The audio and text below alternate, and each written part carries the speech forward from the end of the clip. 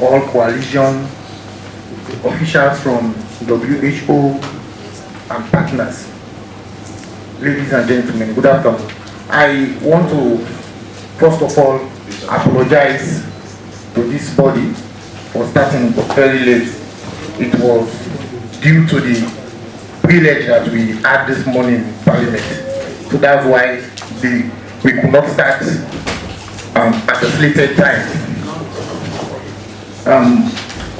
We want to call this meeting to order, and I want to ask that we start with silent individual prayers.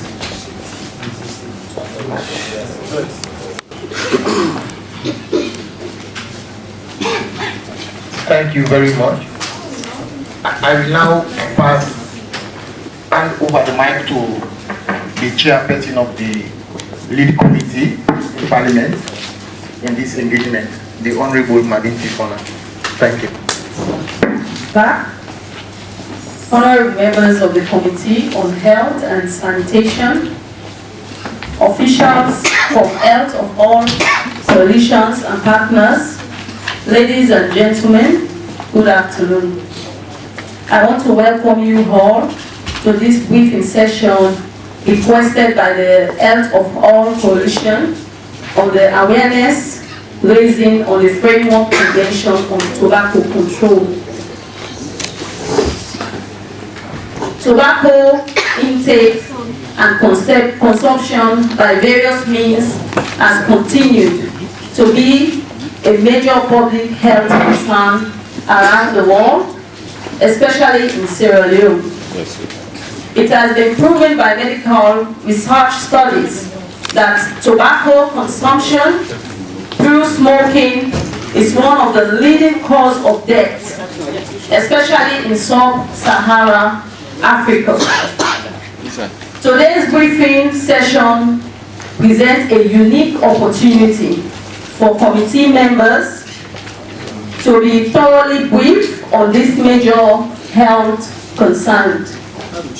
On these few words, distinguished guests, honorable colleague members, once again, I want to wish you all a successful and fruitful. I'm sure we have been waiting for a very long time, and members of Parliament have been very busy with the privilege. So I'm going to try to make this session as brief as I can as the chairperson. Health for All Coalitions to give us an overview of this. Representative from the Ministry of Health and Sanitation, led by Dr. Somai, the Director of the Non-Communicable Diseases, the representative of the World Health Organization, led by Madam Aminata Kobi. On behalf of the management and staff of Health for All Coalition, a civil society health advocacy network, may I extend our sincere thanks and appreciation firstly to you, Madam Chair, and by extension the honorable members of Parliament for accepting our request to present to them an awareness raising on the Framework Convention on Tobacco Control. It is indeed a unique opportunity. In spite of the time given to us, it is but important that we always wait on for our honorable member, because you are doing a work for which you were elected. So we have no problem even if we were to stay here for the rest of the day. My task is tobacco control focal person and has been playing a major role in terms of funding and technical support to the entire process. Effort will also be made to sensitize the head committee and other honorable members of Parliament on the Framework Convention on the Tobacco Control. As you may be aware, His Excellency the President of Planet by Kroma signed the FCTC in March 2009, and since then the convention has not been domesticated. As part of our collective effort to domesticate this convention, Madam Aminata Kobe will take you through the FCTC. There will be a presentation on that. The first one will be on Framework Convention on Tobacco Control by WHO.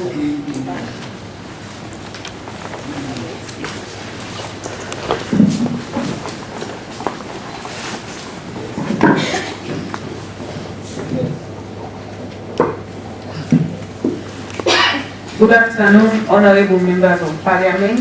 I want to thank you very much for your valuable time and for an opportunity to brief you. During the last parliament, we were able to brief them on the FCTC even before a session. So we have an opportunity to brief you again on the FCTC. Next slide. Why do we need to fight tobacco? The FCTC means the Framework Convention on Tobacco Control. I'll give you a rundown even as I go through. But why do we need to fight tobacco? Tobacco is a major cause of serious disease, including cardiovascular diseases. Dr. Samar will give details about the consequences, lung cancers and cancers, ulcers of the food canal, chronic respiratory diseases, reproductive problems such as impotence, and futile pregnancies, death. As has been said, about 6 million men and women die each year worldwide due to tobacco use. Also suffers, apart from the health effects, wherever tobacco is being grown, that land is useless. So even if we forget about the health consequences, we consider the environmental consequences, the land suffers. There is deforestation. So you really see that where they grow tobacco, it leaves the land as a desert. Those are that tobacco is brings finances to a country, but all those countries where they do intensive tobacco growing, the farmers suffer. It is the tobacco industry that benefits. Knowledge of the harms caused by tobacco is not new. Documented so that it does not mislead those who smoke. Article 12 talks about education and training. Article 13, there is a need to ban tobacco advertising. In Sierra Leone, we know that it is being advertised. Billboards are promoting the use of tobacco. There is also the need to reduce the tobacco dependency. As I said, tobacco is very addictive. It is even more addictive than cocaine. Already become addictive. So if they are being asked to lead cigarettes, what is going to happen? Dr. Sama will talk more about the health consequences. And there's also a need to search for alternative livelihoods. For those who are growing tobacco, there's a need for a livelihood. So, the FCTC provides guidelines for implementing each of the provisions that I've talked about with each party. The party is a ratified state, like Sierra Leone is a ratified state, and to follow the. Thank you very much, madam. That was a brilliant presentation. You have carefully explained the reasons why fight tobacco. And you also mentioned that apart from the health effect, the environment also suffers. It's nice to see you again.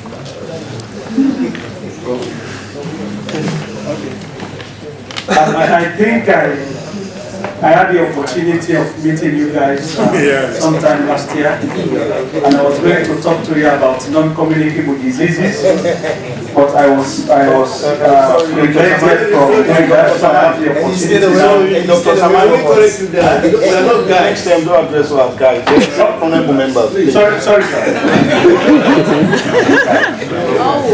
Sorry. Sorry, point of correction, we are not you guys. I rather you refer to us as honorable members. Honorable members. Thank you. I had the opportunity of presenting an overview of non-communicable.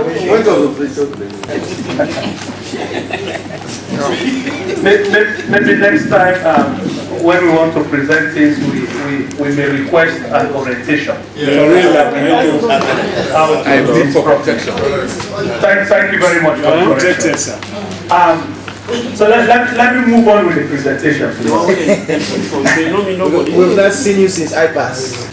Tobacco is just one of the many risk factors that can predispose one to developing what we call non-communicable diseases.